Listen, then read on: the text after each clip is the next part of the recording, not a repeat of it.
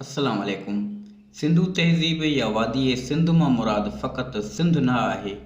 सिंधु नदी ऐं उन में शामिल थींदड़ दरियाहनि जे आसपास वारनि इलाक़नि खे वादी सिंध या सिंधु तहज़ीब चयो वञे थो, जंहिंखे अंग्रेज़ी में इंडस वैली सिविलाइज़ेशन चवनि था। इन में इंडिया जा कुझु हिस्सा अफ़गानिस्तान जा ऐं तक़रीबन पूरो पाकिस्तान सिंधु तहज़ीब ऐं वादी सिंध में अची वञे थो। जॾहिं इंसान पत्थर जे दौर, झंगली ज़िंदगी ऐं ग़ारनि मां निकिरी वाहनि जे किनारनि ते रहण ऐं शहरी रथाबंदी में हो त वादी सिंध उन वक़्तु तरक़ी पज़ीर थी चुकी हुई। मिस्र जे क़दीमी माॻनि सां गॾु मोहनजो दड़ो ऐं हड़प्पा बि दुनिया जे शुरूआती शहरनि मां हिकु आहिनि। ॾखिण एशिया में सभ खां पहिरियों वादी सिंध में शहर जोड़ण जो ख़्यालु आयो।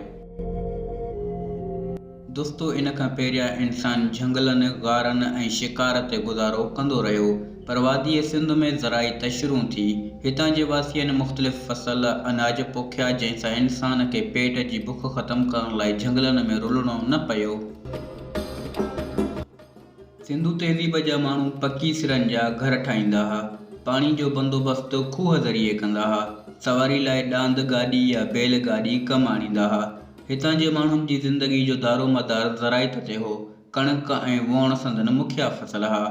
उन वक़्तु पाणी जी खोट कोन हुई, बारिशूं बि जाम थींदियूं हुयूं, इन करे ज़मीन घणी पकी कोन थींदी हुई, जंहिं सबबु काठी जो हर बि ज़मीन पटे वेंदो हो। ॾांदनि खां ज़राइत जो कमु वरितो वेंदो हो। हिन तहज़ीब जा वॾा शहर मोहनजो दड़ो ऐं हड़प्पा हुया। सिंधु तहज़ीब जी मरकज़ी हुकूमत जो निज़ाम कीअं हुयो, इन खे अञा ताईं को सम्झी कोन सघियो आहे, पर हिते हिकु ताक़तवर हुकूमत ज़रूर हुई जेका सॼे निज़ाम खे कंट्रोल कंदी हुई। पकियूं सिरां, मुख़्तलिफ़ औज़ार, मटी जा थांव ऐं ॾांद गाॾी जो फ़ीतो उन वक़्तु वॾी टेक्नोलॉजी में शामिल हुया। खंड ऐं शतरंज रांदि बि हितां जी इजाद आहे।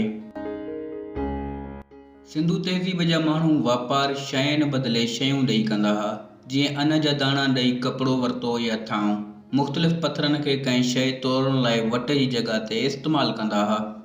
कपिड़े ठाहिण जा बि माहिर थी विया हुआ। सोटरी कपिड़ो बि हितां जी इजाद आहे। मर्द ऐं औरतूं सोन ऐं चांदी जा ज़ेवर पाईंदा हुआ, जंहिं मां अंदाज़ो लॻाए सघिजे थो त सुनारको धंधो बि हिन तहज़ीब जी ख़ासि सनत हो। मर्द धोती या मंजली ऐं कमीज़ पाईंदा हुआ, वार वॾा रखंदा हुआ। औरतूं वारनि में चोटियूं कंदियूं हुयूं। उन वक़्तु बि औरतूं हार सींगार, अखियुनि में कजल बि पाईंदियूं हुयूं। सिंधु तहज़ीब जा माण्हू वांदकाई में नोटण ऐं शतरंज खेॾंदा हुआ। दोस्तो, हितां जा माण्हू पढ़िया लिखिया हुआ, मुजस्मे साज़ी जा बि कारीगर हुआ। मुख़्तलिफ़ तहरीरूं बि लिखियूं अथनि, जिन खे अॼु ताईं को बि पढ़ी या सम्झी न सघियो आहे। मुख़्तलिफ़ मूर्तियुनि मां मालूम थिए थो त देवताउनि खे पूॼींदा हुआ, मुसलमान कोन हुआ।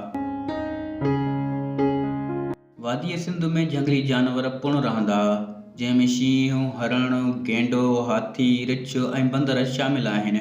मुख़्तलिफ़ जानवरनि जूं शक्लूं बि ठाहियूं अथनि। सिंधु तहज़ीब, हड़प्पा ऐं मोहन जे दड़े जी तबाही कीअं थी, इन खे को बि सम्झी न सघियो आहे। कुझु माहिरनि जो ख़्यालु आहे त हिकु वॾी ॿोॾ आई हूंदी, जंहिं में फ़सल वग़ैरह बि तबाह थी विया हूंदा। ख़ुराक जी कमी थी वई हूंदी, जंहिं सबबु हीअ तहज़ीब ख़त्म थी वई।